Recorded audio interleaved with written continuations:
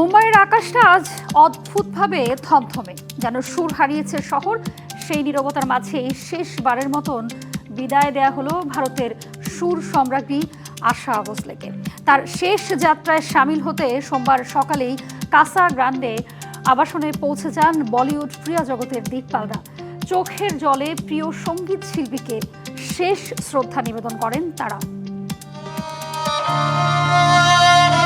মুম্বাইয়ের লোয়ার প্যারেলের সেই পরিচিত বাসভবনের সামনে ভিড়, কিন্তু নেই কোনো শব্দ, শুধু চোখের জলে ভিজে ওঠা অসংখ্য মুখ, যারা শেষবারের মতো দেখতে এসেছে তাদের প্রিয় সঙ্গীত শিল্পী আশা ভোসলেকে।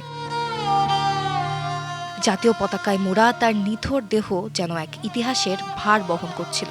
রাষ্ট্রীয় মর্যাদায় এ বিদায় ছিল গর্ব আর শোকের এক অদ্ভুত মিশেল। মহারাষ্ট্রের মুখ্যমন্ত্রী দেবেন্দ্র ফডনবিস পুষ্পবস্তক অর্পণ করে শেষ শ্রদ্ধা জানান। ভারতের সুরসম্রাজ্ঞী আশা ভোসলের শেষ যাত্রায় এদিন সকাল থেকেই তার বাসভবনে ভিড় জমিয়েছিল অগণিত অনুরাগী ও ভক্তরা। পরে বিকেল 4টার দিকে মুম্বাইয়ের শিবাজি পার্কে সম্পন্ন হয় তার শেষকৃত্য।